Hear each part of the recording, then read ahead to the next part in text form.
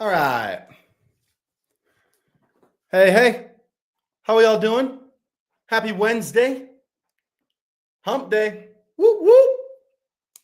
Drop your recruiting questions down below. Any questions you got about recruiting, drop them below. We're going to get to as many of them as we possibly can. Recruiting questions. What up? Love the live streams, man. Always learning something new. Awesome. I'm glad that you're here. I'd love for you to ask some more questions today. That would be awesome. Hello. Hey, Jade. How's it going? Great to see you.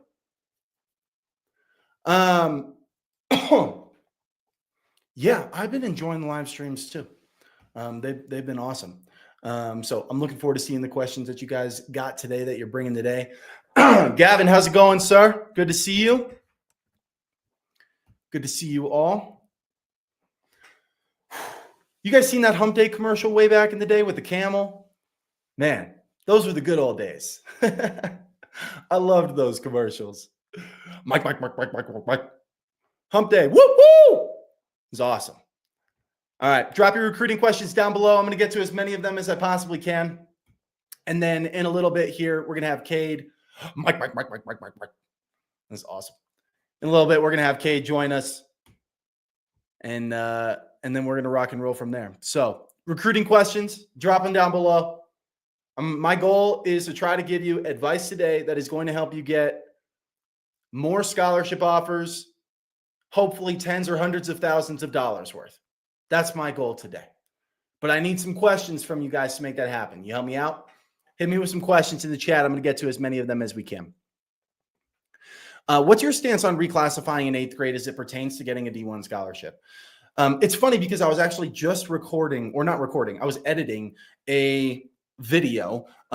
It's a testimonial interview with a family of ours who had reclassed. Okay. And one of the things she says in that video, which by the way, will be posted on YouTube probably in the next week or so. That woman's name is Rashida. And so for you specifically asking this question, keep an eye out for that video because we dive all into reclassing, everything that she learned about that. And through the process. And I think it would be really helpful for any families that are considering reclassing. One of the things that she said in that video and in that interview is that she thought it would be much easier to reclass in middle school than high school. So they reclassed junior year. So he went through his junior year, they reclassed, he went back and did junior year again. And there are a lot of academic challenges with that.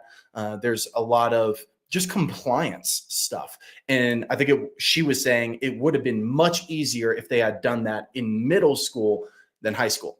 Now, the challenge is your kid could grow a ton freshman or sophomore year, and you might not need to reclass, right? So that's kind of the challenge is you'd have to make the decision before you really know whether you would need or want to reclass anyway. And so what's my stance on reclassifying in 8th grade? If you feel like there's a reason that you need to do it, then middle school is a great time to do that. It's a better time to do it than high school. And by the way, for those who are not sure what reclassifying is, basically getting held back a grade. That's what reclassifying is. So if you were in 8th grade, you finish out 8th grade and you're going to reclassify, you would do 8th grade all over again. Okay. And it's a way for kids to basically get held back to either get the academic grades that they need to, or just because they're really young or because they didn't get the interest and offers that they were looking for in college recruiting, all of those types of things. If you got college recruiting questions, drop them below. I'm going to get to as many of these as I can. And so anyway, going off of what Rashida says, she said, I'll finish up with this, easier to reclassify in middle school than high school. Jade, my son is in prep school and it's super expensive, but it's not truly helping his recruitment besides he's not losing a year of eligibility. Yeah. Prep school is not a recruiting solution in most cases. It's not. And so if that's the reason for going to prep school, then you probably don't need to do that. But there's other reasons that families would attend a prep school. And so if there's another reason, then that's totally, that's a different story. Track class of 27, how to continue reaching out to coaches if we haven't hit standards yet, what to say to coaches. Yeah, it's really challenging for something specifically like track. Now in skills-based sports, right, which would be something that's not based on a stopwatch. So track, swim, those are time-based sports. Like you're either fast enough or you're not fast enough. In skill-based sports, which would be virtually almost everything else, baseball, basketball, football, soccer, lacrosse, volleyball, softball are skill-based sports. If you play a skill-based sport, You should be reaching out to coaches, even if you don't know if you're quite good enough to play there yet, because you might surprise yourself. In terms of track, it's much more black and white. And so if I'm you, really what I'm doing is putting a little bit of a greater emphasis on social media, not because social media is really important in track. It's not as important in track, but you'll be able to share training videos and other things that are not necessarily objective. And then I would get the grade and I would get the times better. And then when the times are better, then you can start reaching out to coaches. Again, for skill-based sports, don't assume whether you're good enough or not. You should be contacting schools anyway. But like you said, it's track. And because it's track, you probably need to fix the times before you actually reach out to schools. I will say there's one track athlete in particular that I'm thinking of that we were working with, who didn't really have the times, mostly because he got injured. And we continue to reach out to coaches anyway. Didn't really get a ton of responses. But when he did have the times after he came back from the injury and we messaged those coaches again, they were pretty receptive to it. Especially many of them were like, oh yeah, I remember seeing you. You've really improved a lot. That's great. So I say, no, you shouldn't message them now. I don't even think it'll necessarily hurt you because they'll care more about recent times. But the biggest thing you can do is develop. Get better, get faster for track specifically. Let's see. I need best advice for contacting coaches to help kids get recruited. I coach football at the high school level, but the biggest issue is getting to the recruiting coordinator of coaches. Yeah. So the first thing is you as the high school coach. First of all, love that you're here. Love that you're trying to get better and help kids recruit. Like that's awesome. You're top 5% of coaches in the country. That's amazing. So you say, I need advice for contacting coaches to help kids get recruited. The first thing I'll say is it shouldn't be coming from you, right? Like you shouldn't be the one sending the messages. You should be encouraging or teaching kids how to do that themselves, right? That's the first thing that I'll say. And then you say the biggest issue is getting to the recruiting coordinator or the coaches. So there's a couple things. The first thing is a lot of that contact should be done on Twitter. Mostly because you coach football. Is email still worth it? 100%. If they have lots of time and lots of energy, then they should definitely do email too. But Twitter is going to be the single most important thing for you because you coach football. Okay. And so first thing is advise your kids to use Twitter. The second thing is you say you're having trouble getting the recruiting coordinator. Contact or encourage them to contact multiple coaches on staff, not just the recruiting coordinator. Sometimes you'll have regional scouts on those staffs. Like each coach will have a specific region that they're looking at. And you might not know what region each coach has. If you contact multiple coaches on staff, then you'll hit the one that's in your region. So the second thing is if you're having trouble getting to those coaches, then increase the number of coaches on each staff and you'll be in much better shape. Okay. The other thing is like if you're only going for the recruiting coordinator and you're trying to message them on Twitter, they might not have their DMs open. And then you're like, oh, I can't get to the coach on Twitter because of that. But if you contact multiple coaches on staff, there's a greater chance that more of those coaches will have their DMs open. Right. So those are the biggest things that I would tell you. Love that you're a high school coach, here to learn, here to help your athletes, want to help your athletes. Man, I'm pumped for you. I think that's amazing. Welcome, Cade. Good to see you. Hey, good to see everybody. Good to see you. Good to have everybody here. Oh, thank you. Okay. How do I get recruited from Nigeria if I'm 6'5", strong power forward? I've said this before. I'm not an international recruiting expert.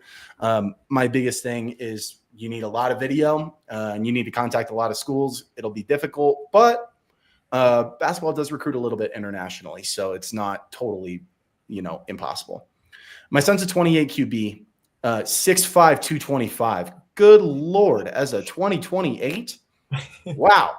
Tremendous upside. I don't doubt that. Gaining a lot of interest, but with so much coach movement in the transfer portal, should we keep our focus on those top programs? Yes, you should keep your focus on the top programs for two reasons. One is you are a 2028, which means you are very early on. The not top programs, the lower level divisions, D2, D3, NAI, they are not going to be recruiting your grad class yet. anyway. So you might as well just stick with the top programs for now. If for some reason those don't work out for you, then later on you can always pivot to lower level schools. The second reason I would contact top level schools is because your kid is obviously sized as a freshman. And so there's no reason for you to drop your sights this early. You should stay very, very exclusive with like the level of schools that you're pursuing and interested in. And then as you go, if you start getting feelers that maybe the size is there, but the skill's not there or whatever it is, then you can always shift to other lower level divisions and stuff like that.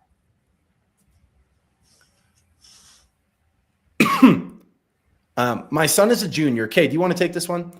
My son is a junior and I'm not sure how to get started. What would you say to a family who wants to start the recruiting process? They're just getting off the ground. How about give me 3 things that you would recommend this mom do? Absolutely. So first one, find the schools that you are interested in. That's the first step I would find.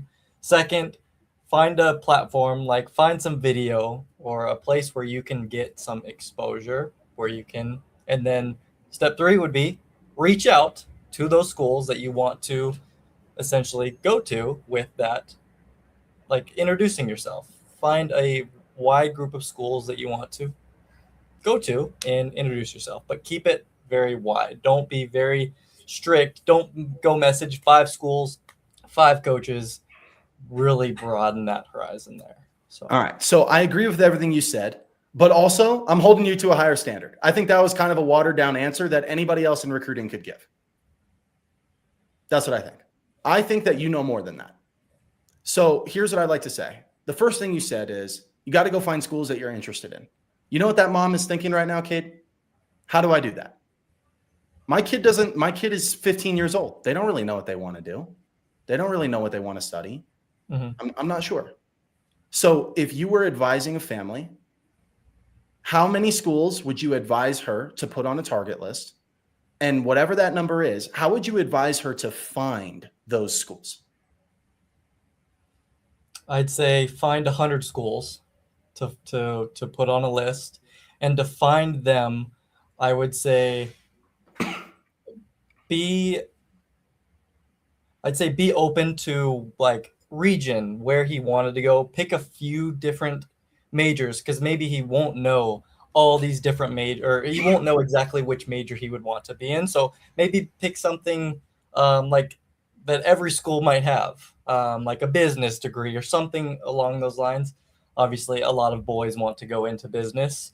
And yeah, so those 2 specific ones would be very vast anyways, and it would be pretty easy to find 100 schools if you're open to like different areas that you would want to go to. And then obviously if it's a very wide or if it's a major or something that he wants to study that a lot of schools would have, that would also be pretty easy to put that together. Okay, so a couple things. One, you're dead on. 100 schools is where I would start. So when this mom says, my son's a junior, I'm not sure how to get started, the first step is exactly what Cade said. We want 100 schools on the target list. And if you're like, well, why 100? Because we've done a lot of research on this, right? We analyzed over 8,000 athletes. We said which ones are getting interest and which ones are not getting interest, right? And you're going to get 83% more interest if you contact at least 76 schools. And we kind of experientially knew that, right, Cade? Before we even did that study, we were like, this is what we see with all the families that we work with. So at least 100 schools, okay? And then one thing that I would add to that is if you're like, how am I going to get to 100? Here's a really easy way to get to 100. Take your state and you basically want to break it up into 5 divisions, okay? D1, D2, D3, NAIA, JUCO. When you're first starting out the process, contact every division, okay? Just if you know what you're doing in recruiting, then you can start to segment it out. But for 90% of families, they should contact all 5 divisions. So you're going to contact all 5 divisions. And then what you're going to do is you're going to do that in your state and all the surrounding bordering states. Now, if you live in like Florida, all right. But the good thing is Florida's a big state. There's a lot of schools in Florida. So that's also an advantage. But take the schools that are roughly in your region, pick 5 to 6 states and do all 5 divisions, and you will probably get more than 100. And that takes all of the thinking out of it. You don't have to know what your kid wants. You don't have to know what they are looking for, the college experience, the major, literally your state, 100 schools, bordering states, all 5 divisions, and start there. As you get deeper into the process, your kid gets a little older, they mature, they start talking to schools, they visit some schools, they figure out what it is that they really want. In all of the, once that starts happening, then you can start to narrow it down and really dial that in. But in the beginning, that's really where I would start. The second piece of what Cade said was you need proof. Like you need proof that your kid is good. When you're going to go contact these coaches, before you do that, you need to make sure your proof element is dialed in, that it's your video, your stats, your coach recommendation. All of those things are dialed in before you actually go send emails, right? And then the third thing that Cade said was you got to go contact him, right? You got to go contact him. And then you got to contact them multiple times and multiple platforms. And if you're like, oh my gosh, this is overwhelming, how do you eat an elephant? One bite at a time. One bite at a time, right? That's really what it is. All right. I'm a junior in high school. Is it possible to get a coach's attention off of basketball training film and highlights? 12 out of 10, yes. This is like the primary way that's going to happen. So yes. Although you also said basketball training, you said training film and highlights. Is that just practice video? Because you're going to want game video too. But I took it as training film and highlights, like game highlights for sure. Yeah, that's kind of that's how I took that too. Okay, cool. So if that's the case, then absolutely, that's how you get a college coach's attention. Generated thousands of relationships through that. From your experience, how much, hey, Deanna, good to see you. How much do coaches value a player's resume of verified accolades, such as national camp invites, league awards, or all region selections when evaluating recruits? Here's how I think about awards and accomplishments, okay? The first thing is there are obviously different levels of awards. Your kid being named captain of their high school team is not impressive. It's not. Okay. It's sort of like mandatory if you're going to go play in college. It's expected that your kid would sort of be that talent level and that respected and that role on their high school team. That is different than if your kid is Gatorade Player of the Year. It's like, well, yeah, okay. Like I'm getting. Cade, you ever been Gatorade Player of the Year? Nope. Nope. That's unfortunate. I was really hoping you'd say yes to that. But that's the point, right? Like the point is that they're going to care about some of them more than others. So, for instance, you said national camp invites.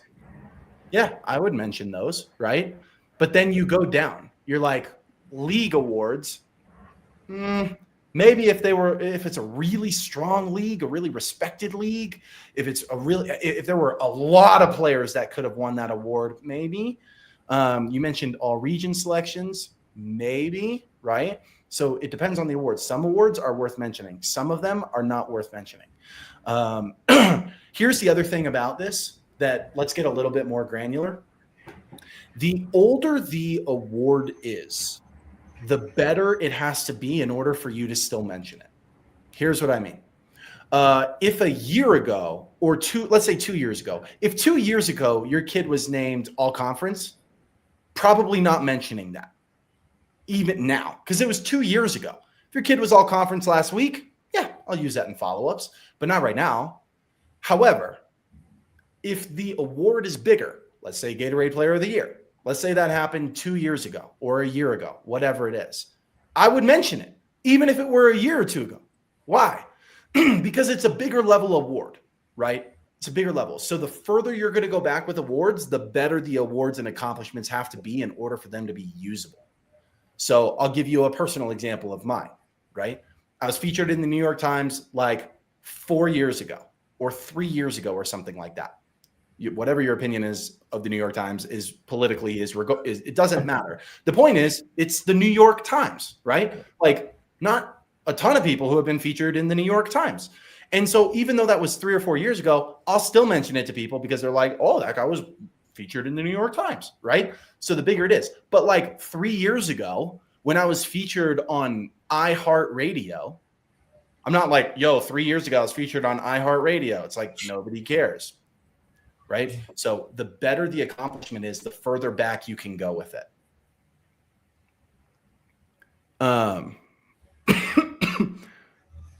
26 lacrosse D1 committed. Congratulations. How should my athlete handle the new roster cap NCAA requirement? They were told that there will be a tryout of some sort, but they currently on the team until cuts are made. So there's a couple things. Some of this I don't know that you can still do, but never burn any bridges, right? Because you don't know that the school that you committed to is the one that, and even that you end up going on campus to, is the one that you're going to be at for 4 years. So when you commit in the recruiting process, don't burn any bridges. Leave all of those conversations on great terms so that if you ever need to transfer, you already have dialogue with schools going on. Okay. That's the first thing. But this is kind of post that. You're past that already, right? Because you've already committed. And so how should the athlete handle that? Does it say female or men? I don't think so. So the first thing that you have to do is ball out. Like, it's just a tryout at that point. There's not really much marketing that you can do in order to handle that. You just have to play well. What I would do though, and again, this is totally precautionary. You might not need this, but I would rather plan for the worst and have the best happen than plan for the best and have the worst happen. So what I would do if I were you is start figuring out, if for some reason that tryout doesn't go well and you don't end up on that team, what's the game plan? So that you are not blindsided by that when it comes. Because what's going to happen is when that moment, if it comes, where the tryout doesn't go well or that you're not going to be on that team, whatever it is, safe to say that the emotions are going to be pretty darn high. Yeah. Like, you're going to be pretty upset about this. You're going to be pretty pissed about this. Is that the best time to formulate a game plan? Are you going to be in the right headspace to formulate a game plan? Probably not. But if you already had a game plan before all of that happens, then when all the emotions are really high and you're really upset, you don't have to formulate anything. You just follow the game plan that you already created when you were in the right headspace. So if I'm you, ball out, or have your daughter or son ball out, okay? A lot of practice and training this summer to make sure they get on campus ready to go, okay? After that, come up with a game plan so that when you're not in the right headspace, simply follow your own directions. Katie, we've never talked about something like that before. Does that make sense to you? Absolutely. 100%. By the way, this is a life strategy. You'd obviously be mad, but knowing that you have another plan will kind of chill you out. Even like, you'll be mad, obviously. You didn't play maybe as well as you should have. Maybe somebody got in that you thought you played way better than in the tryout. And yeah, that naturally just irks you. But knowing that you have another plan that could follow through, that'll calm you down quite a bit. Okay, did you watch Money Heist? You know that show? I've never known. Come on. I'm not a big watcher of TV shows. All right, I respect that. You're virtue signaling right now, but I respect that, okay? The reason I ask is, like, in that show, they're planning out every possible, it's a bank heist show for those who are curious. And they're planning out every possible thing that could happen or go wrong. And so when those things happen, guess what? They're like, great, time to move on to plan Chernobyl. Time to move on to plan B. And then if B doesn't work, time to move on to plan C, right? For sure. Like, there's always the next plan.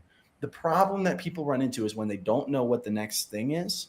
And then when their emotions are heightened because it's not going well, then they're stuck and they're not able to actually formulate a game plan. By the way, this is just true when you're in the recruiting process as well. Like, you should be thinking in your head, I'm about to send, we advised one family to send 100 emails or contact 100 schools, right? Like 10 minutes ago. Yep. In the back of your head, you should be thinking, what if we don't really get the traction that we're looking for from that? Right? Like, what if that happens? Because there's a high likelihood that could happen, right? Mm-hmm. And this is a lot of the reasons that families will come. And by the way, email workshop, January 20th, email 101 workshop, where we'll talk about, like, what happens if things don't work out via email, right? Because it's not magic. You just saying, I'm going to go contact 100 schools, and because I contacted so many, I'm going to get responses. It doesn't work like that. You can't just bulldoze your way through. Can't. I remember seeing a post of somebody on Twitter, and the kid had sent 300 emails and got 0 responses, right? And so you should be thinking, what happens if this doesn't go how we want? And this is why families come to us, right? Because I already know what we're going to do ahead of time because we've done it 1,000 times before if the first campaign doesn't go well. Yep. And sometimes the first campaign goes off and it's incredible and it's like, man, we didn't even need a backup plan. But for the ones where we do need a backup plan, guess what? I already got it. Yep. I'm not tripping, right? Absolutely. And so I think that advice, though it makes sense for you as a lacrosse 2026 D1 commit who's uncertain, right, at that school, I think it makes sense for you, but it also makes sense in the rest of recruiting and really in life. And again, email workshop, d1scholarship.com/email workshop. We're hosting it on January 20th. If you want to learn all that good stuff about email coming out. Let's see. That was his reason to get more offers or interest. He's 6'5", 190, lean, super athletic, great in basketball, just need more attention. How can I do this? He was class of 2025. He's 18. So he's at a prep school now. He's in grad school. Well, like after high school, not grad school. But the question is, how can I do this and get more attention? And the answer is everything that we talk about on every platform many times a day, right? Which is all of the different ways to get exposure. Outreach to college coaches, content, which includes email, DM for you because you play basketball. Twitter is going to be big for you. Okay. Yep, absolutely. But email, DM, posting content is going to be really big for you. Following coaches is going to be a really big deal for you. There might be a couple events, but again, you're after high school. So I don't know about that. And so the point is that you need to go super hard on digital communication because at the prep school, you said there's not a lot of recruiting happening at the prep school. You're not going to be able to rely on that alone. It's just not going to be enough. Right.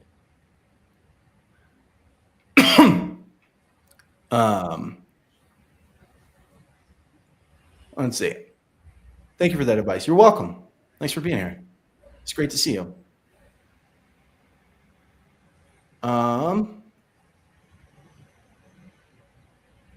Okay. Kay, do you want to answer this one? I don't know if you already answered this question. I'm in 7th grade and I'm going to some overnight and single day camps at various colleges. Will the coaches start taking notice of kids in 7th grade at the camps? No, they won't.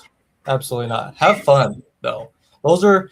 I personally went to a couple of those overnight camps. Not so much for recruiting, but it was as a team.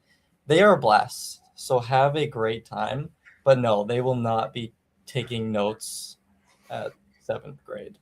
Yeah, right, they're just not recruiting you in 7th grade. So all the things that Kate said, go have a blast, have fun, get bigger, faster, stronger, enjoy your craft, all those things. Trust me, there will be plenty of time for you to do marketing in high school. Sure. And when you're in high school and you're doing all the marketing, you're going to look back at when you were in 7th grade and you're going to be like, man, those were the days because you were just playing ball, doing the things that you loved, right? So no. YouTube comment. Oh, I could put these on the screen. By the way, did you know this, Kate? Check this out. Nice. I can put it on the screen like that. Sweet. I just learned that, which is cool.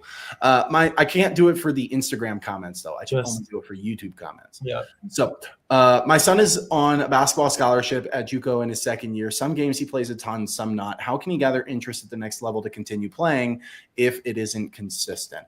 The first thing I'll tell you is it's going to be hard. There's not really I'm not going to lie to you. It's going to be hard, right? If they're not consistently playing, but I'm not just going to leave you hanging. Here's what I would do if I were you. The first thing is whenever he's on the floor, you need to get as much video as you possibly can. Okay. Because there's a couple things coaches say, maybe you guys have heard this. They'll say that they're recruiting for production, not potential, right? That's what they'll say. They'll say we're recruiting for production, not potential, but don't get it misconstrued. In the back of their mind, they're always wondering about the potential of an athlete. Okay. And so specifically for you, get as much video as you can when he's on the floor. If he's not on the floor enough for you to get sufficient quantities of video, you have to get video in practice. and training. You have to get video elsewhere. You can't just say, well, we don't have video because he's not playing consistently. We've had athletes who weren't playing consistently get big offers. It's happened. It's harder, but it's happened. But that happens because we're still able to show the coach something. So you got to make sense of the time that he is on the floor, and then you got to add to that and get training video. You know, one of the things that I always remind people of is I spent my freshman year at the University of Oregon. I won the starting job, and then I got benched halfway through the season because I was playing terribly. And so the whole second half of the season, I got benched. It's not like, oh, I didn't play as much. No, I didn't play. I'm still feeling it on my backside from sitting on the bench. And I had terrible stats, and I went to junior college the next year. And so guess what I couldn't do? I couldn't be like, here's all my video from freshman year when I was at Oregon. I couldn't do that. The video sucked, and my stats were terrible. I couldn't do anything. Yep. Also, when I got to junior college, I leveraged all of the video that I had at junior college, and I ended up going on to play in the SEC after that. They did not care about what happened at Oregon. Literally didn't care. So you have to make sense of the video that you do have, and then you have to get additional video on top of that training. And really what you're looking to do, let's get more specific. Really what you're looking to do is fill in the gaps that you don't get in game video. So every sport, every position has specific skills that college coaches are looking to showcase, right? I can't remember, doesn't say what position it is, but it might be like 3-point shooting, dribbling, driving, defense, free throws, right? Like there's a number of things in basketball that you would need to showcase. Let's say that you have 3-point shots in the game that you can show, and dribbling and defense that you can show in the game, but you don't have the other skills. Can you get practice video of the other skills to supplement that to still show a complete picture of the player? That's really what you're looking for. Can you get all of the skills for his position? You say he's a winger, like get all the skills for his position, whether it's game video or practice video, combine them, and that way you're covering all of your bases. Any advice on getting coaches to respond to emails? How frequently should a 2027 be emailing a coach? So first thing I'll say is if you really want to know all of the gritty details, January 20th, email 101 workshop, it's $99, at least until tomorrow. The price goes up tomorrow. So today is a great day to do it. d1scholarship.com/email workshop. That said, any advice on getting coaches to respond to emails? There's a couple things that I'll just tell you right off the bat, okay? And how frequently should a 27 be emailing a coach? First thing is you need to contact a lot of schools. It's not really optional at this point. You have to contact a lot of schools. The second thing is pull out your phone, click the timer app, read your message, and if it takes you longer than 30 seconds, it's too long. Yep. Okay? Too long. Connor, okay, I don't know if you heard this the other day. Connor had the stoplight analogy. Did you hear that? He just whipped this out. He'd been holding on to this the whole time. He never told me that he had this. But his analogy is when you pull up to a stoplight and it's red, if a coach can't pull up his email real quick and click on your email and read it before the light turns green, it's too long. And I like that. That's awesome. That's great. I do not condone texting and driving. Please don't text and drive. Please don't call and drive. But the message rings true. Like it should take less than 30 seconds to read it. Okay. How frequently should a 27 be emailing a coach? We'll typically send 3 emails to each coach, but that's in a shorter period of time. And then we typically let it cool off a little bit. We'll contact them on other platforms, focus on other ways of doing that. And then we'll go back to emailing them. So it's a bit of a flow. We'll talk about the specifics of that flow, how much time in between each emails, what do you say in the follow-up emails, how much time in between the campaigns, what do you do the second time you're reaching out, all that kind of stuff. We'll cover that at the email 101 workshop if you want to come join us. But the answer is a lot. Like you need to contact these coaches a lot. And if you think that you're annoying coaches, there's a misunderstanding of how the recruiting process works. You need to send a lot of them, way more than people think. You know, I say this a lot. Parents drastically underestimate how much exposure they need to get the interest and offers that they're looking for. They really do. They think that they're going to contact 40 schools and be all right. You're probably not going to be all right in a transfer portal NIL world. Just probably not going to be all right. And even some would say 40. That's a ton. I hear that all the time. I hear that That's all the true. time. The kids that, because like most people, what would you say, Cade? Like 10 schools that people are interested in, 15? Yeah, I probably. think like if you ask them, hey, write down the schools that you're interested in right now. I think most people put like 10 or 15. And Yeah. so I totally get that. I don't have this, like, I'm not naive. I don't think that these families have like 100 schools that they're psyched to go to. I know that. I'm telling you, as somebody who has been on the other side, hundreds of athletes, 14 different sports, tens of millions of dollars in scholarships. I'm telling you on the other side, I'm like, hey, trust me on this one. Contact more schools. Nearly every family who gets interest and offers at the end of the process, they're like, hey, thank you for making me contact a lot of schools. That was a big deal. Yeah. And like you said, prepare for the worst. If you're going to be contacting 10 schools, prepare to get 0 responses because it's likely. So Totally. Yeah, totally. So those are some of the biggest things that I would say there. Is there a platform to find colleges open for athletic scholarships in different sports? There are actually quite a few platforms that say that they do this. Hey, sign up for our platform, and then they'll do something. They'll be like, when a coach is looking for this position or grad class, we'll let you know. Those platforms, trust me, this is literally what we do for a living. If there was a platform that was accurate in that, I would pay a lot of money. Like I personally, real talk, how much would I personally be willing to pay for a platform that was accurate with that information? Minimum $1,000 a month, personally. And maybe even more than that, because the results that we could get because of that would be astronomical. Yeah. Guess how much I pay for a platform right now to do that? Okay, do you want to guess? You shouldn't guess. You're here. You should know the answer. $0. Yeah.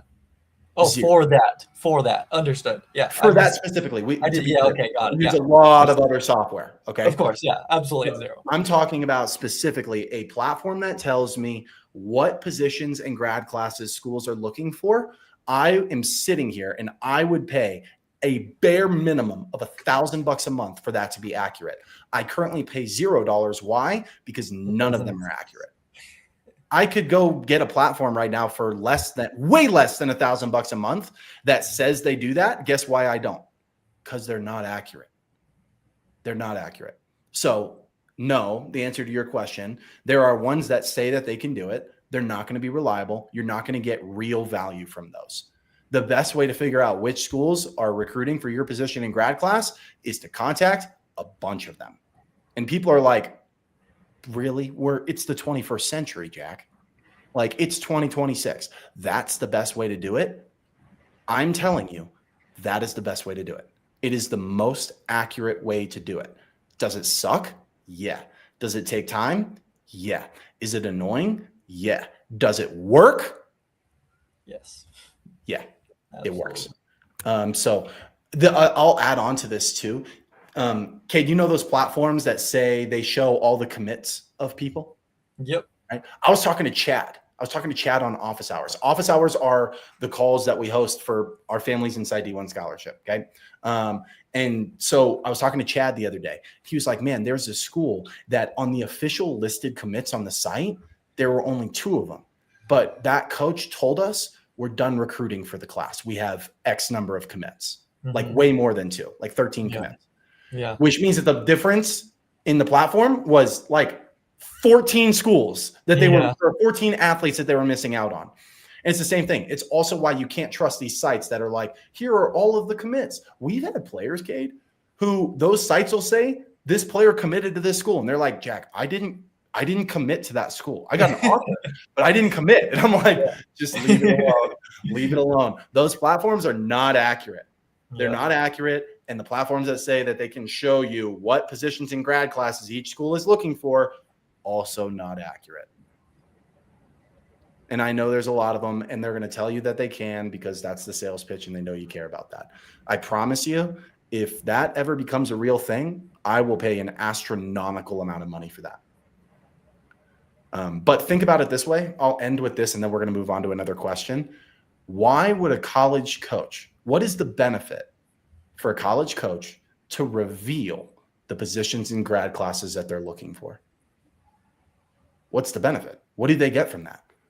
Oh, they're going to get kids who are in those positions in grad classes to reach out to them. They're going to do that anyway. They don't need they don't need to voice that on a platform for that to happen. Yeah. What's the downside of a college coach actually doing that? Oh, you mean all the other schools in their conference get to see who they're trying to recruit for so those schools can swoop in and grab them? They're not going to do that. Just play it out, guys. Like common sense here, logical sense. Why would a school do that? The answer is they wouldn't. That's why they don't do this. They want a competitive advantage. They don't want their rivals knowing what they're trying to recruit for. Okay, that's my rant for the day. I got cut from varsity. I believe I'm better than a lot of the players. I love to train. I work a lot. I don't know. If I try out next year, what's the best path to take if I don't play varsity basketball? Here's my honest to God truth for you. If you don't play varsity basketball as like, at least as a senior, if not a junior, it's going to be nearly impossible for you to get recruited to play college sports, because all of those college coaches are going to say, if you couldn't make your varsity high school basketball team, how are you going to play for my team in college? Right? So my honest to God truth for you is, you said, I believe I'm better than a lot of players. Do you believe you're better than a lot of players, or do you have proof that you're better than a lot of players? Right? Confidence does not come from delusion. Confidence comes from conviction and track record, right?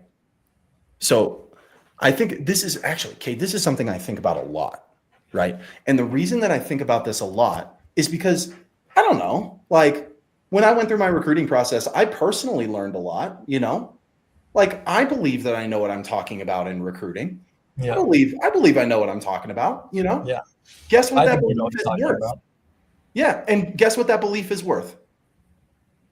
Nothing. $0. Yeah. It's not worth anything. Do you know when the conviction is actually worth something? When I can look at the tens of millions of dollars of scholarships that we've generated and the messages that we get from families. That's when I go, oh, it's not me believing that I'm good. It's like, look at the track record. That's it. Yeah. Just look at the track record. And like, that's what I would say is for everyone who's like, man, imposter syndrome.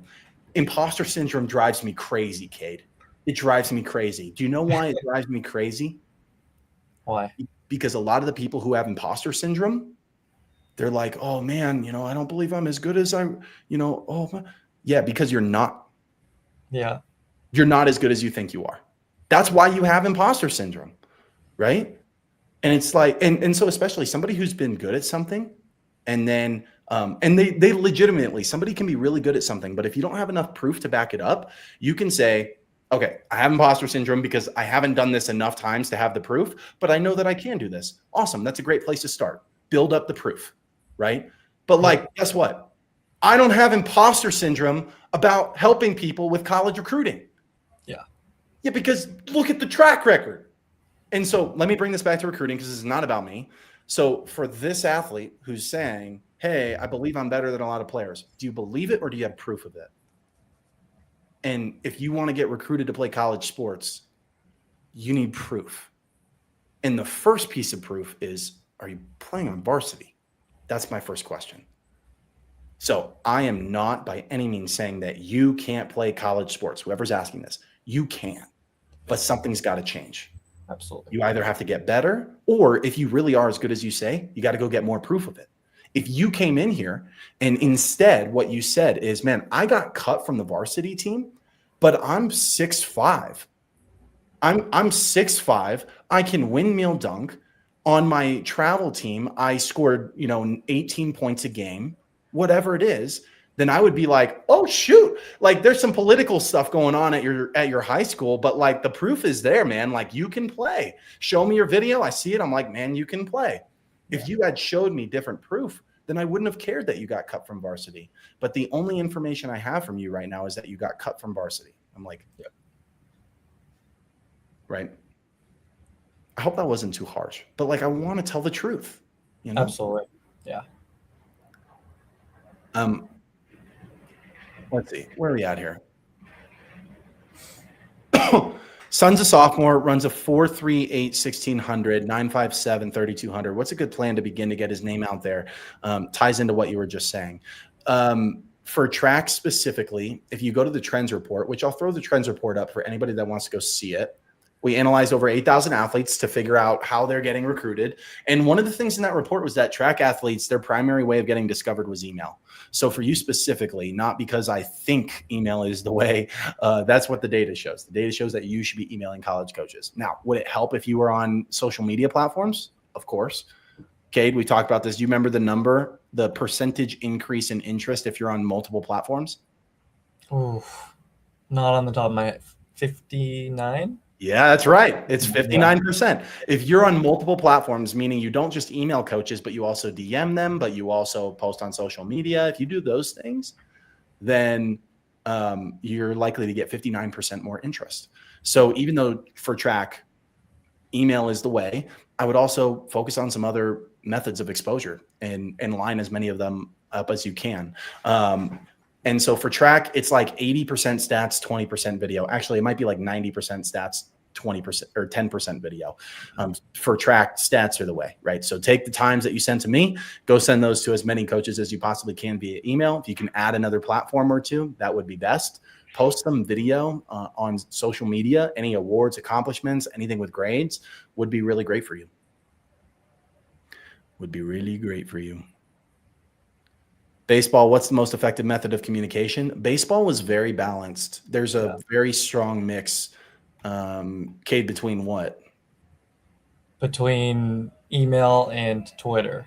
Yeah. Absolutely. I've heard a lot of families who say, oh, we didn't have very much on Twitter, but we did on email, and also vice versa. We had a lot of traction on Twitter, but like very little on email. So yeah, super balanced. This is another thing that I want to point out is, again, it's not just based on the sport. It's also based on the athlete. So in something like baseball, notice what Cade just said. He said that some athletes, same sport in baseball, some of them said they got more via email and some got more via Twitter. There's a couple reasons for this. One, some athletes show better on one platform than another. So it shows their strengths better.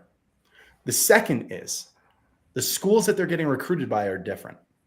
And some of the schools that those kids are talking to care more about email, and that's why they get responses via email.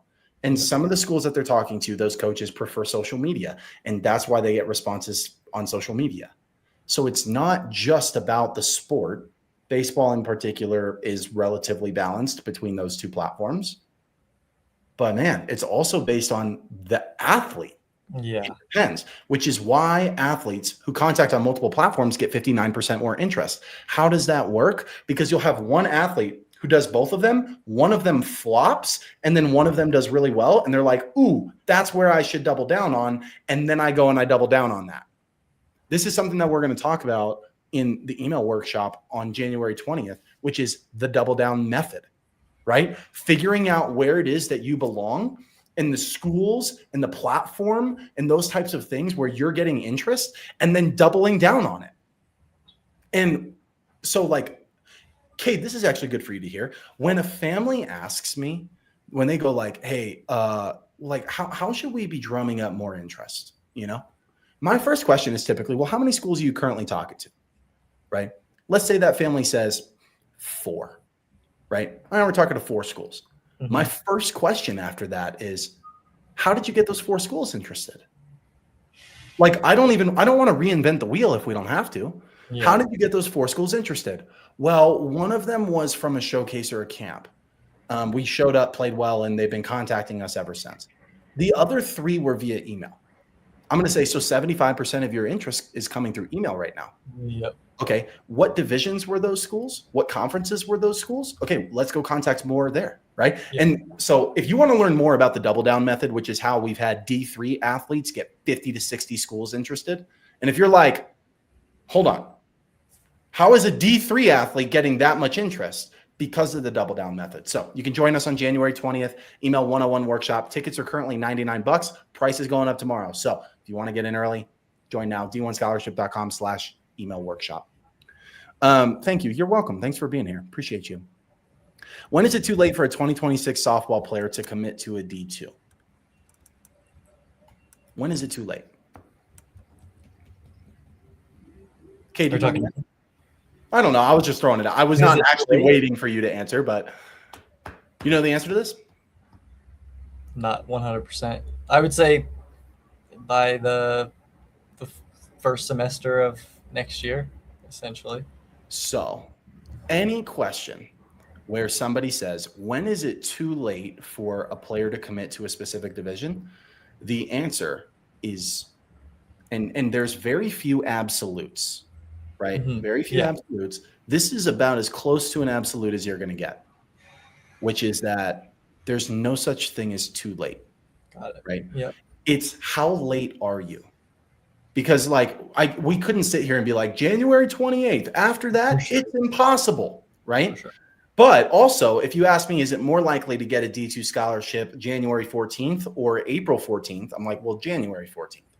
Is it still possible to get one April 14th? Yeah, just like less likely, right? Yeah. And so like, when is it too late? There's no such thing as too late. I'm a perfect example of this. When West Point fell through for me, that was in like, I always get this mixed up. I need to go like look at the date so I can get the exact date.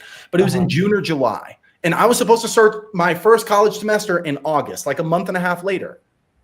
That's when West Point fell through, I got a 40% scholarship at the University of Oregon, a D1 school who was in the Pac-12 at the time.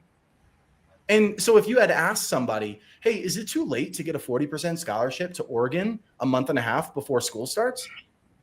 Like most people are saying, like, yeah, that's too late. That's not going to happen, you know, but it happened, right? Yeah. And so I think in terms of probabilities, not absolutes. There's not a specific day when you can no longer get an offer from that division, but there's probabilities, right? Yeah. I'll give you another example. Lacrosse, right? Lacrosse recruits aggressively early. Yeah. September 1st is the date for lacrosse. 80% of D1 spots will be filled by November 1st. So there's only 2 months where 80% of those spots are filled. Yeah. So can you still get recruited to a D1 after November 1st? Yeah. Is your probability lower? Yes, it is, right? So it's not an absolute. And so if you're a 2026, can you still commit to a D2? 100%. Would it have been easier to commit to a D2 5 months ago? 100%. Totally. Keep in mind, guys, and I think I said this yesterday, and I say this on almost every live stream, there are very few absolutes in the recruiting process. So much of it is, it depends. It depends. How do I get my footage out to colleges for my athlete? He's with a program that got a different coach, and the coach has no clue how to get him out there. First thing is that your coach, you shouldn't be relying on your coach anyway to get you interest. So that's okay. My point is like totally okay that your coach is not good at this. They don't need to be good at this. It's helpful if they are, but they don't need to be good at this. In fact, we learned in the recruiting trends report, only 4.5% of athletes, 4.5% said that coach connections were their primary method of getting discovered. It's just not common nowadays. Yeah. It's just not common. So that's good news for you. You don't need your coach to be incredible at this to go get offers, right? So then the question is, well, how do I get the footage out there? And the answer is really, I'm going to just give you two of them right now, but it's twofold, which is outreach and content. That's really what it is. It's sending emails or DMs. You didn't say what sport they are, but like sending emails or DMs to college coaches and posting content on social media. Those would be like the first two places that I would start. Are those the only ways that you can get the film out there? No, there's lots of others, but that's where I would start if I was you. The really good news is your coach does not need connections for this to happen for you. Doesn't matter. Doesn't matter. They don't even need to play for like a really strong team or something like that. Kate, I had that. Did you listen to the testimonial interview with Nate? Was that from this? Oh, I might have put that in there this morning, so you didn't get that. Yeah, not yet.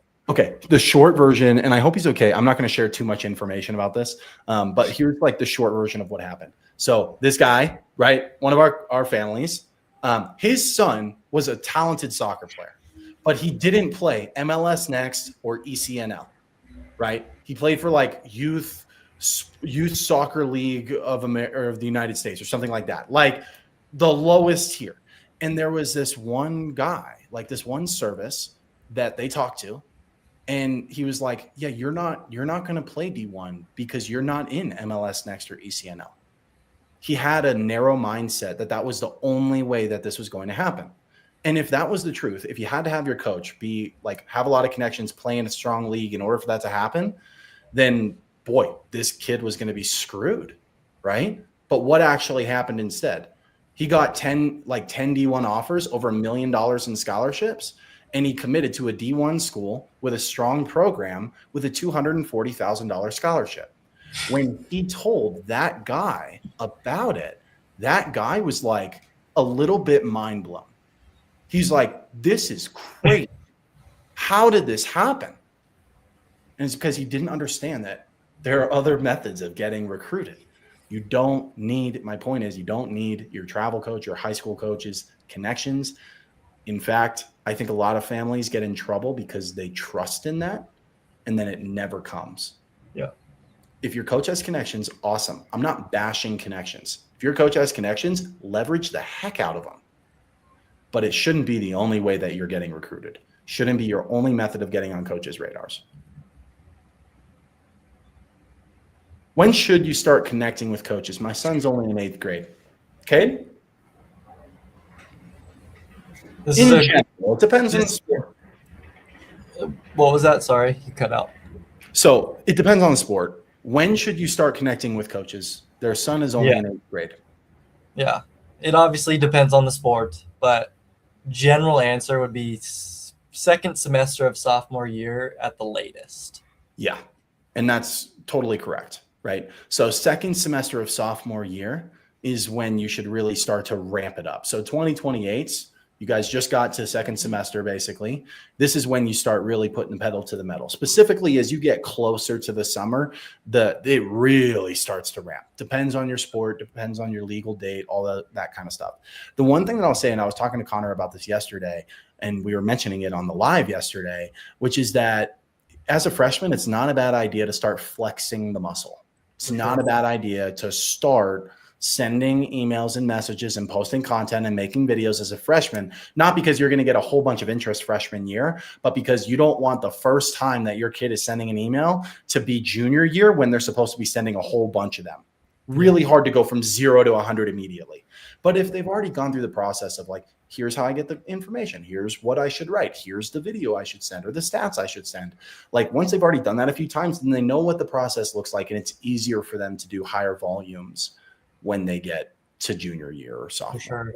Yeah, for sure. Yeah. Dead on. Okay. One of these questions got cut off.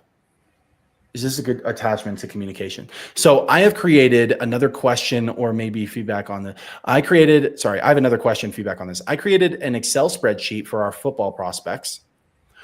It's all their vitals, links to socials, huddle, etc., NCAA eligibility number. My question is this a good attachment to communication? Again, difficult to say, because you shouldn't be the one sending it, right? Like it should be coming from the athletes. And then if it's coming from the athlete, is that a good thing for them to send? I'm going to say no. And the reason why is because, and this is something that we're going to talk about at the email workshop, which is information overload. And so you just talked about, you named a number of different things, right? So you have all the prospects, you have their vitals, their links to socials, their huddle, their NCAA eligibility number. You mentioned like 5, 6, 7 things, right? Keep in mind that everything that you add to an email, I want you to think about like adding weights in the gym. It gets harder and harder and harder and heavier and heavier and heavier. You want it to be as light as possible, where you're only including the necessary information that they're really looking for.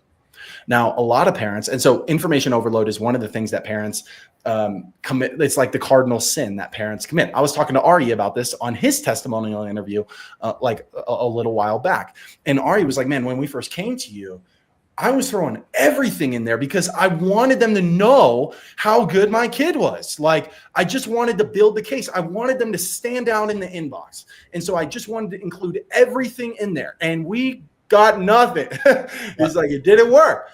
And then we came in and you like cut everything. Yep. And I was like, what are we doing? But he's like, but you guys cut everything. And then we got responses and it was coming through. Yep. Yep. And then he'll also tell you that over the course of the following year, there were more opportunities for him to share all the other pieces about his athlete. And the fear that a lot of parents have is if I don't include it in the first message, they're not going to know about it, which is not true. You will continue to consistently update them and you'll have more opportunities to share all of that stuff. That will happen. It just doesn't need to happen all in the first message. It's very similar to dating, right? When you go on a first date with somebody, rarely, there's always exceptions, but like rarely do people divulge all of their life story, their insecurities, their biggest fears in life, their biggest secrets, and get married. Yeah. When they do, it's like, you're not getting a second date. Yeah, right. Most people on the first date, all they're trying to figure out is, should there be a second one? Like, what's the vibe? Is the vibe good or is the vibe not good? Are there red flags here or not red flags here? Right. And then you get to a second date and you share a little bit more information, and a third date, fourth date, fifth date. And then over the course of many months or years, you learn more about the other person. By the end of it, you're like, man, this is the person for me. Now we get married. Very similar with recruiting. You share a little bit of information to get the second conversation. A little bit more, a little bit more, a little bit more, a little bit more, a little bit more, until you get married and they give you an offer and you accept. We'll be talking about this a lot at the workshop on January 20th. Email 101 workshop, d1scholarship.com/email workshop. I hear that all the time, by the way, when I'm hopping on with families, they're showing me like their emails. I'm like, well, we should be doing this one. And they're like, that's it. And it works. It absolutely works. It's funny because most people think you're writing a better email by adding more. Yeah. You're actually writing a better email by taking stuff out and making it shorter. The key, though, is if you take too much out, then there's not enough meat for them to get the information that they need. So you want to give the least amount of information possible, but still include all of the information that they're looking for. Yep. And that's what's important. Second question, what camps do you recommend before he starts high school? He keeps getting calls from IMG and NCSA. Please don't pick those up. That's first thing. I'm going to stay political, though. We're not going to talk about those two anymore. But what camps do I recommend before he starts high school? None. So let me clarify, though, because that's an absolute and that's not exactly true. Here's my point. If you're going to showcases and camps before high school because you think you're getting on coaches' radars, you're throwing money down the drain. Don't do that. Okay. There's really only 3 reasons that you should ever go to a camp. Okay. And every time, parents, right now, when you're listening to this and you're like trying to figure out, should I pay $300 for this camp this weekend or $1,500, depending on the event? Should I do that? Ask yourself this question. Okay. Which is, why are you going to the event? There's 3 reasons that you might be going to the event. The first is development. You're going to the event because you think that your kid is going to improve as a player by going to the event. That's a great reason to go. If we're also being honest, like 99% of the camps don't fall into that category. Your kid is not getting dramatically better because they went to that event. Okay. But if it's a 1% camp, then maybe that's a reason why. The second reason is experience.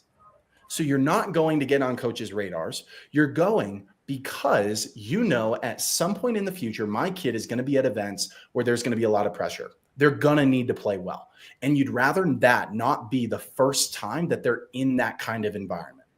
So you go to events, a couple of them before that, not because you think you're going to get offers or get exposure, but because you just want them to get used to playing in a showcase environment like that. So they're not as nervous when everything really is on the line. That's the second reason. And it's a totally valid reason for going. And the person that asked this question, that is really the main one that I would consider going to showcases and camps for in your position, because your kid isn't in high school yet. It would be that. Okay. Either development or experience. The third reason is exposure, like getting in front of college coaches for recruiting purposes. And that typically doesn't happen until high school, and typically doesn't happen until the last 2 years of high school, and is typically only valuable when you're already in communication with the school and then you show up and they're evaluating your kid. And so if your answer is, well, we're trying to go to these showcases and camps prior to high school because we want to get on coaches' radars, don't do that. You're going to throw money down the drain. Trust me, there will be plenty of camps that you can throw money at later on that'll be more effective for you. For now, because of your age and before you're not in high school yet, your kid's not in high school yet, you're going for development or you're going for experience. And so parents, before you go to every single event, you need to ask yourself 2 questions. What is the purpose of this event? Why am I going? Am I going for development, experience, or exposure? But there's a second question. The second question is, what is the likelihood that I get what I want out of it, right? So if it's development, what is the likelihood that my kid actually gets better, right? If that percentage is like, oh, I think it's about 25%, don't go to the event. Yeah. If you're like, I think it's like 80%, I think my kid's going to get better, and you're looking to go for development, go. Experience, pretty easy, right? Like most of it's nearly 100%. As long as you're going to a reasonable event, that's like a good event, like you're going to get experience, right? But then exposure, you also have to ask, what's the probability that this is going to work out? If you haven't had any contact with the coach, they have no idea who you are, you've never spoken to them, never had any dialogue, that probability that the exposure camp is going to be worth it is super low.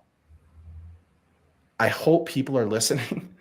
What I just mentioned will likely be able to save you, at the very least, hundreds of dollars, probably thousands of dollars, and maybe tens of thousands of dollars. Yeah. Okay. Kay, does that make sense?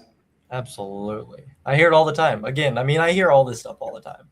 But I mean, this is from families who have experienced these types of invites where they say, oh, we've spent hundreds or we have spent thousands of dollars on these camps.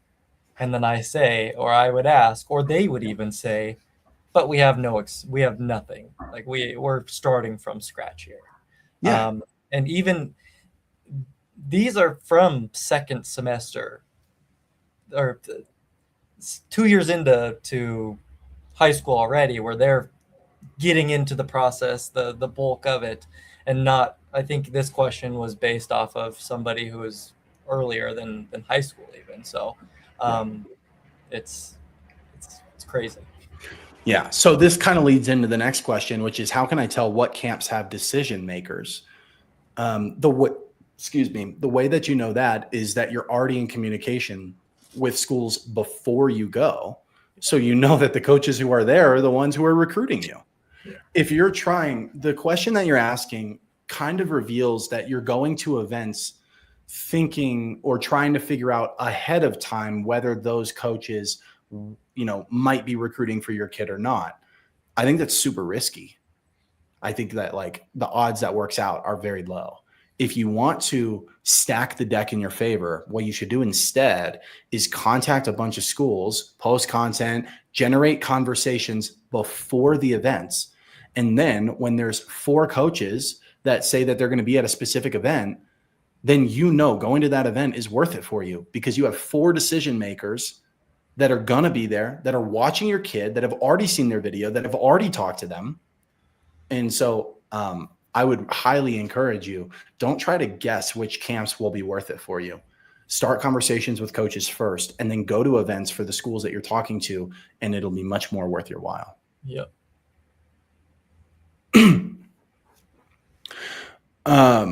If somebody gets an offer from a D3 branch campus of a large university, if you get really good, do you have more chances of being asked by the main campus to go to the D1 team? Yes, you probably. So my question is like, do you have more chances? More chances than what? Than if you transferred from another D1, or right? Because if you said, is it higher likelihood that you'll be able to transfer from another D1 to this D1, or from your D3 branch to the D1? I'd probably say from another D1 to this D1, because you're moving laterally. D3 to D1 is a pretty big jump. But if you said, if I'm at a random D3 school and getting to go to this D1 school, or if I'm at the D3 branch of this school going to the D1, are there more chances? Definitely more chances if you're at the branch of that school than if you're at a random D3 school. Yep.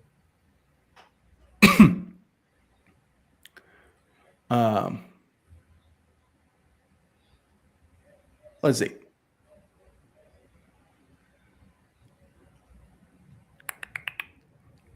At what point of communication should you ask coaches about how much they can offer in scholarships? Not until the very end of your process and the very end of that communication line. So that conversation will come up. Like there's not really a way around it. So you don't have to be like, oh, I'm worried that we'll never have that conversation. No, like it's going to happen every time. Even if a school doesn't have money, they're going to tell you they don't have money, and that's going to happen, right? Yeah. And so you're going to need to go through all of the other steps and hoops before you get to having those conversations with college coaches. So that's not going to happen until the very end of the process. And I would encourage you, because I think part of the reason, if I had to guess, if I was reading your mind, which never goes well, but if I was reading your mind, I think you're asking this because you want to know, how much are you going to offer in scholarships? Because if it's not going to be anything, or it's not going to be very much, or we're not going to be able to cover the difference, then I don't want to continue talking to this school. Right. And so if I had to read your mind, I'd guess that's why you are asking that question.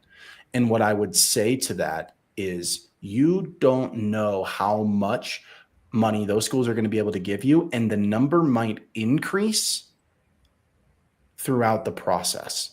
Meaning, if you asked a coach today how much money they might be able to give in scholarship money, they might be able to give 10 grand, right?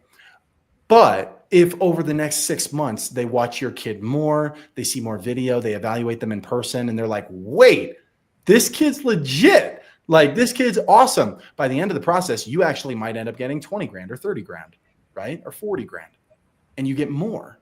And so what I would say is, don't cut things off. And she didn't, to be fair, she didn't ask this question. This is you reading your mind there. This is me reading your mind, thinking that people, because I've had enough of these conversations to know that this is probably where this is going. Maybe not. But yeah, that's what I would say, is like, play it all the way out until the end, because you might get more money at the end of the process than you would have gotten early in the process, ironically. And that's really, it's not going to happen until the end of the process. Yep. Is Email 101 workshop similar to the email masterclass? Yes, Deanna. The only difference is that it'll be, well, not the only difference. The first thing that I'll say is that it'll be updated. So it'll be what's working currently rather than just what was working when we had email masterclass a while back. So it'll be, and some of it is the same and some of it is different. So it'll be a little bit different. And then the other difference is that there will be a live attached to it. But other than that, it'd be largely the same. What percentage scholarship is expected for a D2 pitcher in softball? As a pitcher, it'll be more than a position player. Pitchers get more money than position players. What percentage scholarship? I would probably expect somewhere between 50 and 70%. But again, it really depends how much they like the player, how much funding the school has. It depends on a lot of stuff. But from what I've seen, 50 to 70% for a D2 softball pitcher. How long were you going for? Hour, 15 minutes? Cade, you still rolling strong? I'm still rolling. Let's rock and roll. I don't get tired. We just keep going. Just keep going. My daughter turned down a very well-known top club to play for an unknown club with a past D1 coach. Should I include this in the email? No, I wouldn't include it in the email. If someone asks, so what I would do though is maybe in later conversations with the coach, you can bring it up. And where I would typically recommend you bring that up would be on a phone call, because there are some things that when you say it in an email, it just sounds kind of icky. But when you say it on a phone call, you can, and this is mostly because you can change your tone on a phone call. In an email, tone is implied by the recipient. On a phone call, you are the one to dictate the tone. And so, for instance, if in an email you said, hey, I just want to let you know I turned down a really top club to play for this unknown club instead. It just kind of sounds arrogant a little bit. It's like, you know. But if on a phone call, now you're on a phone call with a coach, they've already said that they like your kid, right? Then on the phone call, they can say, yeah, so how's it going with the team that you're playing on, right? You say, it's going well, you know. Actually, it was kind of interesting. I had an opportunity to play for this other really strong club, but it just didn't feel right for whatever reason. And so that's why I went with the club that I have now. And it's going really well, blah, blah, blah, right? But notice the tone. The tone is completely different. It doesn't sound arrogant, but you still convey to them that thing happened. And there are many such cases where there's something that doesn't make a lot of sense to include in the first message, but it makes sense to like drop the nugget in at another point in the process. And usually in a situation like that, the best way to do that is phone call because of tone. Man, I don't get to talk about stuff like that very often. I like stuff like that. Not that there's anything wrong with yeah, not like there's anything wrong with like when should I start my recruiting process, or you know what platform is best for my sport. Like those are important questions, and we get those a lot. But that's the stuff I like when we get those questions, because then we can really dive into it. Good stuff. Thank you. I appreciate you being here. Thank you. That helps me learn to teach players in the process. Thanks for being here. Appreciate you. Chuck's in here. Hey, Chuck says this system works. My son got over 100K in scholarships at a D3 school. Chuck, it was a pleasure, sir. Super proud of you and your family. That when I got that email, that was a little while back that you sent me that email, but that was just incredible. 100K. If I remember, Chuck, and this is a total, I'm just going to try and remember, but I think it was 112K to a D3 school for lacrosse.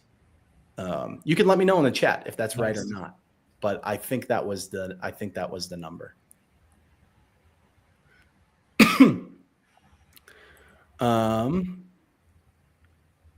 Question, girls soccer, how important or how much of an impact do stats from, say, Max Preps have on an athlete? Is it important that high school coaches actually input the statistical updates? Not as important, especially for something like soccer. Soccer is a skill-based sport. Stats, they'll look at them, but they're actually going to look at, rather than stats, they'll look at metrics. The difference in my mind, and I'm kind of making this up a little bit, but in the context of when people would use those two words, stats would be used in terms of like what happened during the season, your overall stats in your specific sport. Metrics would have to do with the player's talent or athletic ability, right? And so, for instance, a metric would be like how fast your athlete runs. It could be in miles per hour. It could be how fast they run a 60-yard, right, in baseball, or a 40-yard in football. I would call those metrics. Yeah. Stats would be what happened during season. Yeah. For you, metrics, because you play soccer, your daughter plays soccer, metrics are going to be more important than stats. And video is going to be more important than both of those. For sure. And then in-person evaluation will be more important than video. Right. So that's going to kind of be the thing. Someone said, I didn't realize D3 offers scholarships. Yes. And so this is something that I try to preach as much as I possibly can. Please listen to this. There is an astronomical amount of scholarship money at the Division III level. An astronomical amount. And actually, let's do this, Cade. Why not? You know what? We're an hour and 19 minutes into this. Let's just do this. I'm going to find a few of these testimonials, social media. Look at this. Okay. I'm going to show you how much money is at the Division III level. If you're like, yeah, but how much, Jack? Like 10 grand ain't going to move the needle, right? let me show you how much money is at the Division III level. Okay. And then let's come back here and present this, because I always forget to add the stage. Okay. Check this out. So this right here is a D3 scholarship. You can see here, wrapped up our first D3 campus visit. How much did they get? $44K annually. That's $176,000. That's D3. These are all scholarships, interests. These are client testimonials, okay? And actually, not all of them are even here. Let me look for some other D3s. This is D3. 28K in merit aid. Over the course of 4 years, 112 grand, right? Let's see. Where's another D3? Oh, come on. Oh, here's Chuck. Chuck was in here. Hey, 112. There you Chuck. There you go. Let's go. 112. Come on. You can't say I don't know our clients. Yeah. There you go. And then this was D3 as well. 42K a year, which is nice. 168. But like, that's my point, guys. That's my point. If you're like, how much money is available at the D3 level? The answer is a ton. Now, there's no athletic money available. They can't legally offer athletic money, but they can offer academic money. And if you're like, oh, well, then it's just the kid, it's just the kid and what they do in school. First of all, just because you can get into school and you have good grades doesn't mean you're going to play for their team. That's not how that works. The second thing is one of the offers, I'm not going to tell you which one of the offers that I literally just showed you, I was talking to the parent yesterday. And that parent said this, my kid didn't have the grades to get into the school. You guys catch that? The kid doesn't have the grades to get into the school and yet got over 100 grand in scholarship money, academic money. How is a kid getting an academic scholarship if they can't get into the school academically? The answer is it's an athletic scholarship disguised as academic. Exactly. Okay. So for people who didn't know there was scholarship money at D3 and just think that D3s are tiny schools that are really expensive, which is true. There's a ridiculous amount of scholarship money available at the D3 level. Thank you for clarifying. You're welcome. Thanks for being here. Thank you. You're welcome too. Oh, wait. I think someone was saying thank you to somebody else in the chat who answered. I'm taking credit for other people's answers in there, but some people are thanking me. Thank you to those people who are thanking me. Awesome. Okay.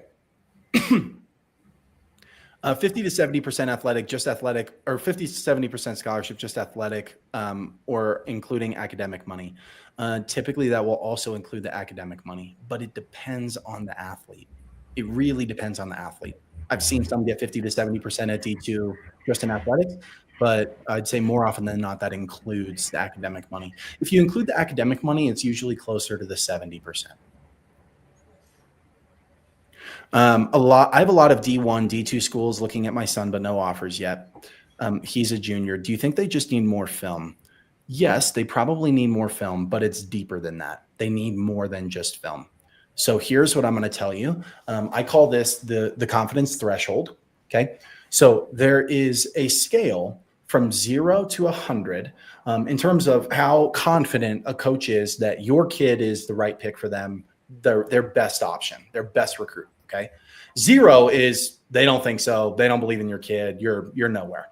And 100 is that's our guy. We're giving him an offer. Okay. Everybody starts at 0 and you're trying to move them to 100. Okay. Does that make sense? Kate, are you tracking what I'm saying right now? Absolutely. Yeah. All right. I want to make sure that I'm not just talking to myself here. So 0 to 100. What you're telling me is you have D1 and D2 schools looking at your son, but no offers yet. So you're not at 0. Okay. Now I don't have enough information to know how far you are on the scale. You're not at 100, but you're also not at 0. A lot of people will get interest from schools and think that they're at 80% and they're really close to an offer. A lot of people are actually not as far as they think they are. They're usually somewhere back here, and there's a lot of work that they have to do and a lot of things that can go wrong in this period. So what I would say is if you are, let's just say you're halfway. Let's say you're 50% of the way through, just to hypothetical sake. You're 50% of the way through. That means that you still need to show, you have a lot to show a college coach to make them believe that you are the athlete for their team or your kid is. Okay. That is going to happen through a number of different things, not just film. Okay. So let me name a few of them. This is not an exhaustive list. Let me name a few of them. They're going to need more film. They're going to need to see him live. They're going to need to figure out what their current roster looks like to see if they're actually still recruiting his position in grad class. They're going to need to evaluate him alongside other recruits that they're evaluating for the same position in grad class, which also means for those other recruits, they're also trying to get more video, trying to see them live. And so you might be waiting on external circumstances that are completely outside of your control. The answer is that it's probably a mix of all of this. Some of it is within your control. Some of it is not within your control. It sounds like right where you should be. I don't know enough about your situation, but D1, D2, like there's just a lot of work to be done. You've done a great job getting to where you are. There's a ton of work to be done getting to the point where you're actually going to get an offer. And please hear this. I'll say this to anybody. It is significantly harder to convert interest into offers than it is to generate interest. And those are two different skills. Just because you know how to get on coaches' radars does not mean that you know how to turn interest into offers. And what a lot of families will do is they'll get a lot of interest because they're good at that skill for whatever reason, but they don't have the next skill to turn that into an offer. And what happens to all of that interest? Fizzles out because they don't know how to build those relationships. And so then the interest dies, and then they have to go back to the beginning and generate interest again. I call it the leaky bucket. Because you filled it up with water and that was great, but you got a hole in it because you don't know how to keep it coming. And so all the water comes out. And then you're like, what the heck? I filled my bucket up. But now it's empty because there was a leak. And now you're like, oh, we got to go get more water. So then you pour more water into it and you go get more schools interested. But guess what? You didn't fix the leak. You didn't fix the hole. And so the same thing happens until you fix that hole, until you learn the skill of turning interest into offers. Generating interest is basically meaningless, as harsh as that is to say. And this is another reason I said the number one skill in 2026 that you have to learn if you want to generate interest in offers, or specifically offers. Let me clarify. If you want to generate scholarship offers in 2026, is the ability to convert general interest into offers. That's the skill. I may have missed. How about golf, ladies? My daughter, who's in middle school, 7th grade, too early to start? Yeah, too early to start. When she's in college, you're good to go. Or when she's in high school, not college. Dang, we've been at this for an hour and a half. I'm sorry. How to get college attention as a 2029? I think you actually sent something else in there. I think I missed that question. But you said something about offers or something as a 2029. For the most part, as a 29, you're early. Even if you had mentioned that I think you got offers or something. I don't know. I missed that somehow, that comment. One, I wouldn't trust that those offers are actually committable. Two, those coaches can totally change their mind in a year or two. There's so many things that I would be like, about. But how to get attention as a 29, it depends on your sport, but I also wouldn't worry about it too much. There will be plenty of time for you to get attention as you get older, because even it looks like your profile picture is football. Just so you understand, we have 2026 football players getting Division I offers right now. Like I literally talked to one this morning. So 2026 is literally 3 years ahead of you, actually four. And they're focused on 2026s, 2027s, maybe a little bit of 2028s. Yeah. You're like low on the totem pole here. You got plenty of time.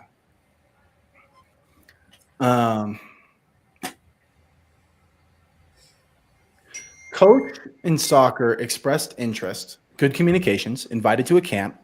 But at the camp, it was clear they had a separate group with the head coach. Yeah. How to tell interest is legitimate. So there's a couple things that I've talked about before about this. There's really two things you're looking for: meaningful communication and frequency of communication. So frequency of communication would be the number of times that you're communicating with the coach. Is it once a month? Is it once every 3 months? Is it once a week? How often are you communicating with that coach? The more that you're communicating with them, the more legitimate that interest probably is. But you also have to keep in mind that coaches, and this is something that this is nuanced. I don't know that a lot of people say stuff like this, but it depends on the coach's personality. Yeah. Some coaches are just more responsive than other coaches, right? So you got to keep that in mind. But at least as a general framework, frequency is one and meaningful communication is the other. And so you mentioned like express interest, good comms, like those types of things. But what is good comms, right? It depends on what good comms actually means, what they said, those types of things. And if they clearly had a separate group, it's totally possible that they are genuinely interested in your kid, but they're interested in other kids more, right? So there might be 5 players that are ahead of your kid, and so your kid is 6th, and they're still interested, but not as interested as the 5, right? And so it might not be that that camp was a waste for you, especially if you had good communication with them beforehand. It might not be that it was a waste for you. You just might have to play a longer game than those other 5 recruits. And we've had stories like this. Cade, Ari was like this. The school that they ended up committing to, which was their top school, that school for the longest time was giving offers to other kids and recruiting kids. And those kids, for whatever reason, they started taking them off the list, either because they committed to a different school, or they said they weren't interested, or because they didn't have the grades, or because they changed their mind, like whatever it was. But they just kept crossing kids off until they got to his son. They're like, you're next one up. Yeah, next. And he got his top school. That's awesome. Yeah. Right? And it's like, oh, okay. So you might just have to wait longer. That's why you don't just stop. I mean, once you see somebody maybe get an offer, a lot of families be discouraged. Oh, shoot. Now they're not going to be recruiting me. So they'd stop. Well, you don't do that. And then your first point, I was on the live yesterday, and Connor mentioned that women's sports coaches tend to be more responsive than men's. And that is a very common trend that we see. Obviously, it depends on the coach in the men's or the women's. But most of the time, that could be a very fair assumption. So there's a lot of things that depends on. And Kate, how many times have we seen somebody have quiet communication with a coach? The coach kind of ghosts them. They show interest, and then they go away for a while, and then the school ends up coming back and giving them an offer. How often do we see that? It's pretty common. It's great. All the time. But the misconception there is that, oh, okay, then once I get the interest, I can just sort of wait around, and then maybe they'll come back and give us an offer. No. The reason that they're getting the offer is because of what's happening, even when the coach is ghosting them. That's the difference. For sure. That's the difference. Thank you. You're welcome. Thanks for being here. I appreciate you being here. Can top D3 offer merit or scholarship if family income is high? Are those offer family income independently? They're independent. We've had kids whose parents make money who get the scholarship because of their academics or because of another reason. So those are not necessarily based on finances.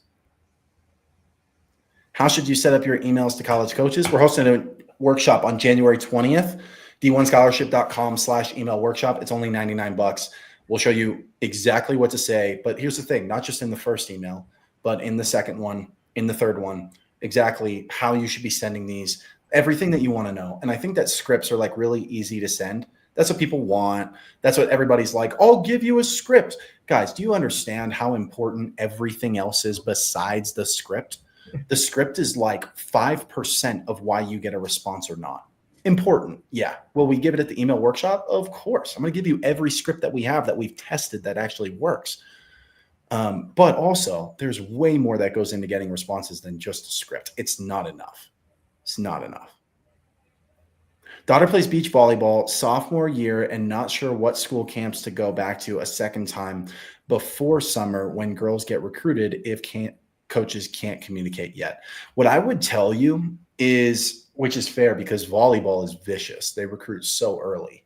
What I would tell you is, are there any nuggets that these coaches have given you that are still within the recruiting rules, but it makes it clear that you're not just another recruit? So I'll give you an example. The example that I give, similar sport that it recruits aggressively, lacrosse. So I always put lacrosse and volleyball in the same category because they both recruit aggressively early. And there's a lacrosse family that we had, and I'll give you, and prior to September 1st, which is their version of June 15th for you. And prior to that, we didn't need coaches to be able to respond to us to know what was going to happen. And so this athlete on September 1st, we knew that she was going to get a bunch of offers and this was going to go well. How did we know that? Before September 1st, they would say things like, can't wait to talk to you on September 1st. They would call her coach and because they can call the high school coach, right? Or the travel or club coach.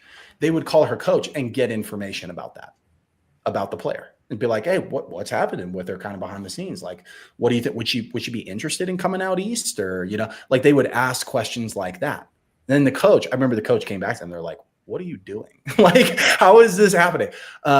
No, but September 1st rolled around and she was committed by 4 p.m. that day with a $250,000 scholarship. And like, it wasn't surprising because all of the little nuggets that they dropped, even when they couldn't explicitly say that they were interested. And so I would read between the lines and I would say, what are the little nuggets that they're giving that make you go, they're not breaking the rules, but they're bending them. And that's really what I would look for. My kid is a freshman, was just injured a few weeks ago. I'm sorry to hear that. Injuries suck. She likely won't be able to play the rest of the season. She has some good stats. Should we start trying to – the message gets cut off, but I'm going to assume you say, should we start trying to reach out to coaches? So she's not going to be able to play the rest of the season. Is she just out the season or is she out like a year? Because those are two different things, right? I'm going to assume that it's just a season. So let's say somewhere between 3 months and 4 months, maybe something like that. Let's assume it's that. If you still have, so you say she has some good stats. If she has good stats, then she has good video, probably, if you got the video.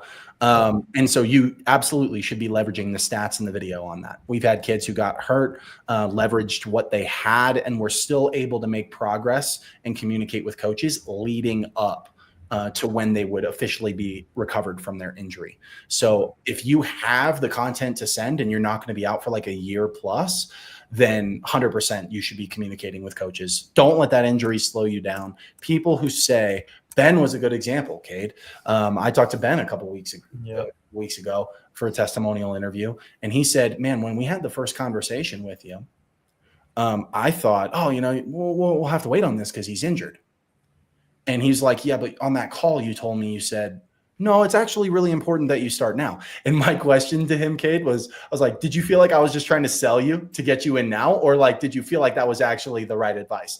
And he said, at the time, I believed you. Like I believed you, but I wasn't quite sure. Looking back on it now, you're 100% right. And that it was so important for us to do that. Yeah. And so Ben said the same thing. And that's why, I even think about James. Yeah. I'm trying not to, hopefully you know what I'm talking about. Yeah, I know exactly. I'm not using last names, but I think about James and his daughter had a really difficult injury, but we couldn't just not do anything. We had to do something while the injury was going on. So I don't recommend just waiting around. For sure.